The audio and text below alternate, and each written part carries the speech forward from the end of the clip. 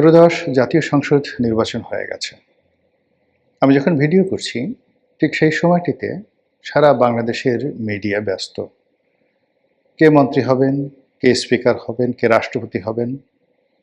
আর প্রধানমন্ত্রী পদে তারেক রহমান সাহেবের যে মনোনয়ন এটা তো প্রায় নিশ্চিত।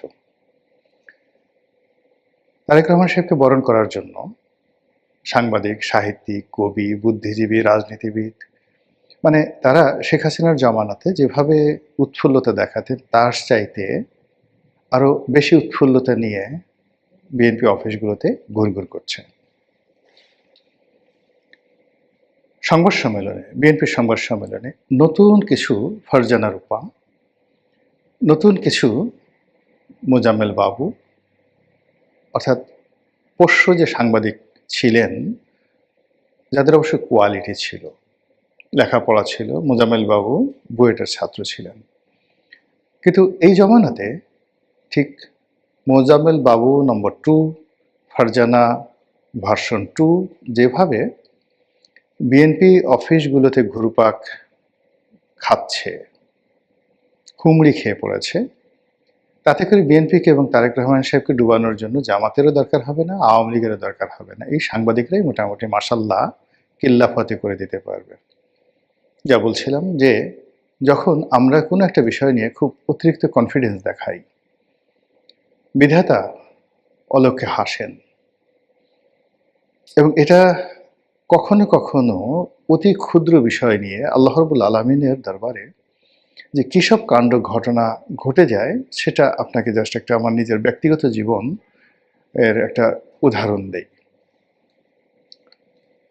প্রথমত আমি আমার নিজের জীবনে যা কিছু পেয়েছি, প্রাপ্তি কম নয়, একেবারে কম নয়।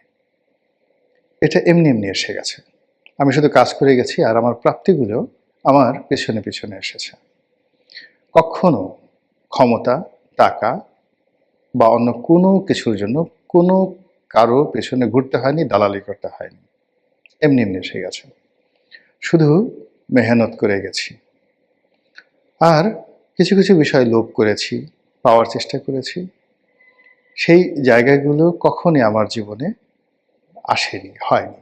তো এটা মনে করেন যে 2001 সন পর্যন্ত আমার জীবনের এরকম অবস্থা চলছে।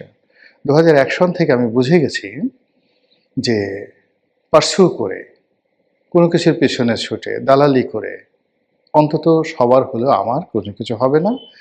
আমার যা কিছু প্রাপ্তি, সেটা অর্থবিত্ত, ক্ষমতা যা কিছু, এটা এমনি এমনি আমার পিছে পিছে চলে আসবে। আওয়ামী লীগের মনোনয়ন পেয়েছি, বিশ্বাস করেন আমাকে ডেকে নিয়ে মনোনয়ন দিয়েছে। বিএনপির মনোনয়ন পেয়েছি, ডেকে নিয়ে মনোনয়ন দিয়েছে। আওয়ামী লীগ থেকে সরে এসেছি, কেউ বের করে দেয়নি। আবার বিএনপির এইবারের মনোনয়ন চাওয়াতে দূরের কথা, বরং যারা বিএনপির হাইকমান্ড থেকে মনোনয়ন নিয়ে ইলেকশন করার জন্য প্রস্তাব করেছিল, কেন জানি আমার মন টানলো না, আমি না করে দিলাম যে আমি এর মধ্যে নেই। আমার নির্বাচন এলাকায় নির্বাচন হলো, দুজন প্রার্থী নুরুল হক নুরু, হাসান মামুন, দুজনই আমার স্নেহধন্য। তারা টেলিফোন করেছেন, অন্যান্য জামাতের প্রার্থী অন্যান্য সবাই টেলিফোন করেছেন। সবাই বলল যে আপনি আসুন, সমর্থন দরকার নেই, আপনি নির্বাচনী এলাকায় আসুন। কিন্তু আসলে কখনই আমার সেই আগ্রহ হয় না। আমি সেই 2018 সনে চলে এসেছি, আর 2018 সনের পরে নির্বাচনী এলাকায় যাইনি। কিন্তু এলাকার যে কোনো সমস্যা, যে কোনো মানুষ প্রয়োজনে আমার কাছে আসলে আমি রেসপন্ড করেছি এবং এখনও করে যাচ্ছি, এবং যতদিন জীবিত থাকব আমার যতটুকু সামর্থ্য আছে সেই সামর্থ্য নিয়ে আমি আমার এলাকাবাসীর সঙ্গে থাকব। তো এই কথাগুলো বললাম এই কারণে যে নিয়তি এমন একটা বিষয় যে এটি মানুষের তকদিরের সঙ্গে যে কীভাবে খেলে তার একটি উদাহরণ আপনাদেরকে দেই। অনেক সময় বোঝা যায়। একবার আমি যখন ব্যবসা আমার খুব তুঙ্গে, খুব বড় একটা গ্রুপ অফ কোম্পানিজের ব্যবসা বাণিজ্য করি। তো ব্যবসা আমাকে আল্লাহ রাব্বুল আলামিন দেন, কিন্তু আমি আল্লাহকে বাদ দিয়ে আমার মাঝে মধ্যে আমি করি কি, ওই কোম্পানির মালিক, কর্মচারী তাদের প্রতি অতিরিক্ত ভক্তি দেখাই, শ্রদ্ধা দেখাই। তো এটা আসলে আমার যে ইবাদত বা বন্দিকে, আমার যে আমল, তার সঙ্গে যায় না। তো একবার রোজার সামনে আমি নিয়ত করলাম যে আমি এবার উমরা করতে যাব। কিন্তু এমন সময় ওই একই কোম্পানির একটা খুব বড় ব্যবসা এসে গেল। তখন আমি সিদ্ধান্ত নিলাম যে আমি এবার আর উমরাটা করব না, 15 দিন পরে করি, 1 মাস পরে করি। আমি ব্যবসাটা সুন্দরভাবে হ্যান্ডেল করার জন্য প্রস্তুতি নিলাম। কিন্তু শেষ মুহূর্তে যেটা একেবারে শতভাগ নিশ্চিত ব্যবসা, একেবারে শতভাগ দীর্ঘদিন ধরে ওই কোম্পানির সবার সঙ্গে পারিবারিক সম্পর্ক, কিন্তু সেই ব্যবসাটা হলো না।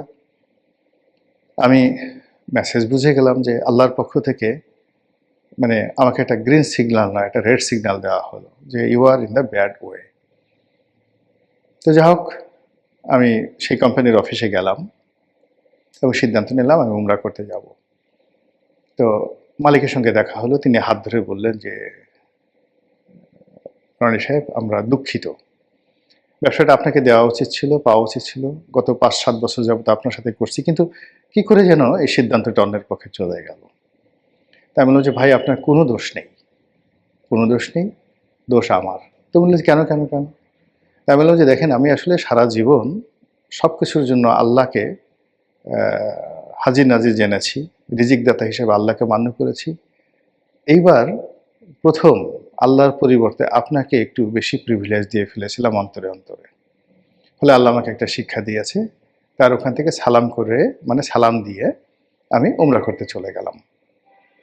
তো অবাক করার বিষয় হলো যে সেই মালিক, তখন আমি যে কথা বলছি, তিনি অনেক বড় ব্যবসায়ী ছিলেন। আমি তখন সবেমাত্র শুরু করেছি।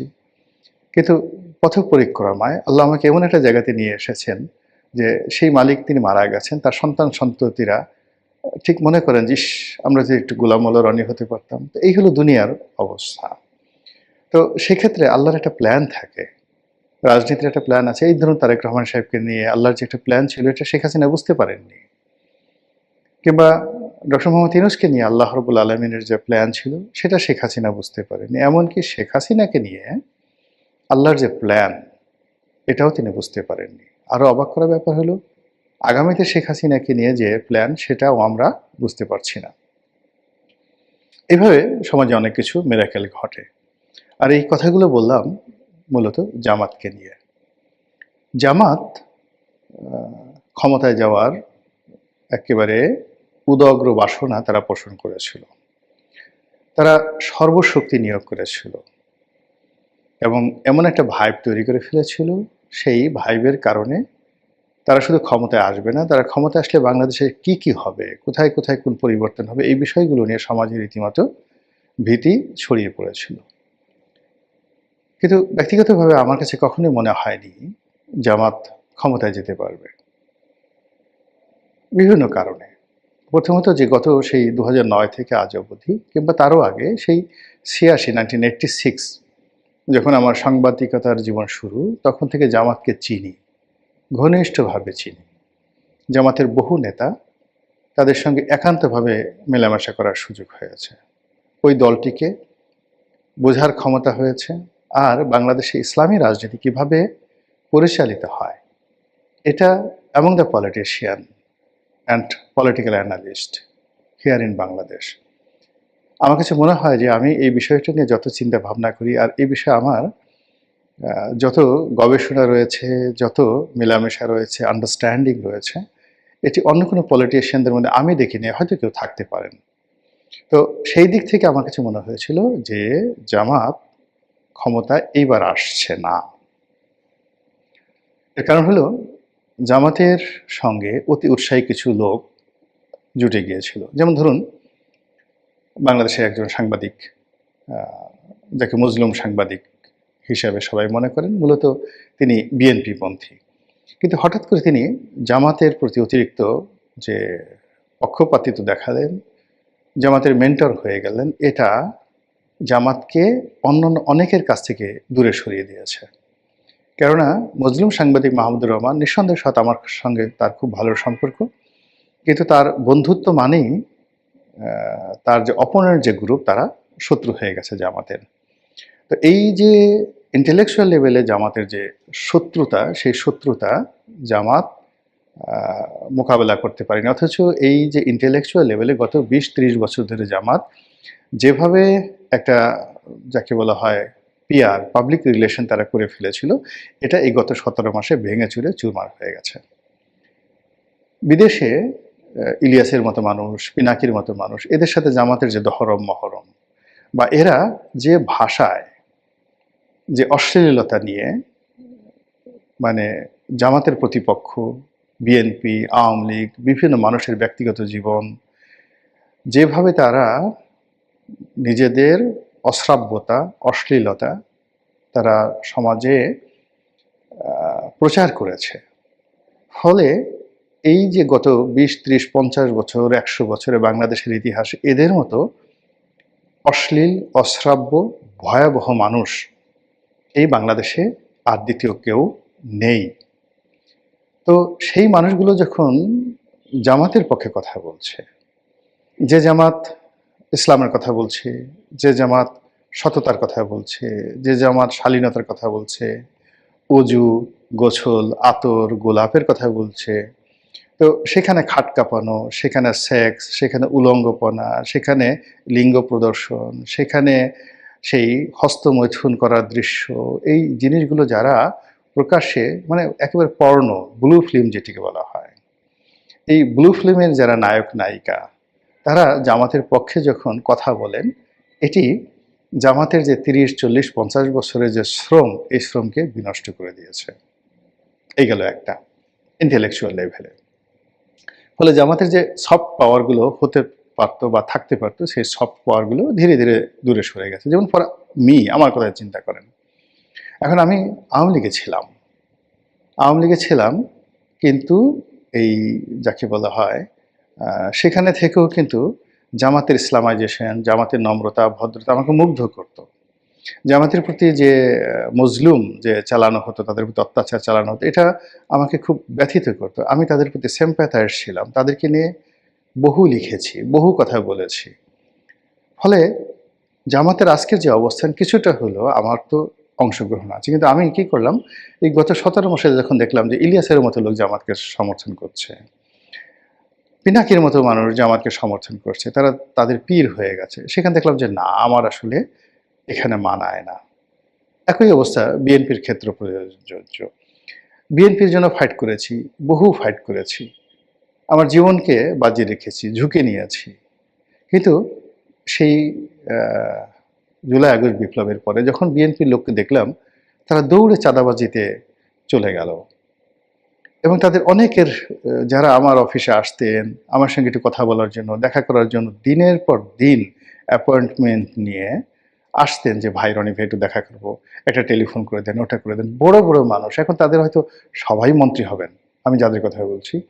এই মানুষগুলো গত 17 মাসে দেখে, হাতে গোনা 2-1 ছাড়া সবাইকে দেখে আমার খুব অচেনা মনে হলো। আমার সঙ্গে তাদের যে পরিচয় ছিল, এ কথা বলতেও আমার এখন ভয় লাগছে। এ সমস্ত ক্ষেত্রে কি হলো, আস্তে করে নিজের মান সম্মান নিয়ে এদের থেকে আলাদা হয়ে গেলাম, যেভাবে জামাত থেকে আলাদা হয়ে গেছি। আপনার কি মনে হয়, এই আমি বা আমার মতো এরকম যদি শত শত মানুষ, হাজার হাজার মানুষ, যারা মানুষের মন এবং মস্তিষ্কের উপর প্রভাব রাখতে পারে, প্রচার করতে পারে, একটা ন্যারেটিভ তৈরি করতে পারে, কখনো পক্ষে বা বিপক্ষে, এই মানুষগুলো গত 17 মাসে জামাত থেকে সরে পড়েছে। তো সরে পড়ার পরেও তারা ডাকসু নির্বাচন বা এই নির্বাচনে ভীষণ রকম, যাকে বলা হয়, তারা যে সফলতা দেখিয়েছে, ভোটের মাঠে তারা যেভাবে সাহস নিয়ে দাঁড়িয়েছে, এটি রীতিমতো আমার কাছে বিস্ময়কর। আমার ধারণা ছিল তারা ভালো করবে, কিন্তু এতটা ভালো করবে, 70টা সিট পাবে, আমি আসলে জামাতকে কখনো 30-35টার বেশি সিট দিতে আমার মুখ দিয়ে এই ধরনের কথা বের হতো না, কিন্তু তারা সেখানে এতগুলো সিট পেয়ে গেছে। এই সিট পাওয়ার সঙ্গে সঙ্গে ইসলামী রাজনীতিতে রীতিমতো বাংলাদেশে যে চ্যালেঞ্জ তৈরি হয়েছে, মানে বিএনপির জন্য চ্যালেঞ্জ তৈরি হয়েছে আওয়ামী লীগের জন্য, সেই ক্ষেত্রে যে স্পেসটা তৈরি হয়ে গেছে ইসলামী রাজনীতির জন্য, আপনি দেখবেন এই চরমোনাই থেকে শুরু করে আমরা সবাই, তাদেরকে ইচ্ছাই হোক অনিচ্ছাই হোক জামাতের নেতৃত্বে আসতেই হবে। 2 নম্বর হলো যে এই যে জামাত এই সময়টাতে তারা বুঝতে পেরেছে যে গত 17 মাসে তাদের যে সকল নেতারা তাফালিং করেছে, রাজশাহী বিশ্ববিদ্যালয়, ঢাকা বিশ্ববিদ্যালয় যে দাপট দেখিয়েছে, ঢাকা কলেজে তাদের নেতাকর্মীরা যে দাপট দেখেছে, এটা তাদের ভুল ছিল। এবং এই সময়টাতে আগামী 6-7 মাস, 1 বছর জামাতের উপর যথেষ্ট অত্যাচার চলবে, এটা লিখে রাখেন, এবং জামাত সেটা কাটিয়ে উঠবে, এবং এই তারা যতবার আবার অত্যাচারিত হবে, মজলুম হবে, তাদের জনপ্রিয়তা বাড়তে থাকবে, এবং আগামীতে যে নির্বাচন হবে, সেই নির্বাচনে জামাত ক্ষমতায় যাওয়ার জন্য তারা ক্ষমতার দৌড়ে ১ নম্বরে এগিয়ে থাকবে। এতে কোনো সন্দেহ নাই। এবং আগে বিএনপির সাথে জামাত জোট করত বা আওয়ামী লীগের সঙ্গে তারা জোট করেছে ইতিপূর্বে বা জাতীয় পার্টির দাবিদারি করেছে। The days is coming.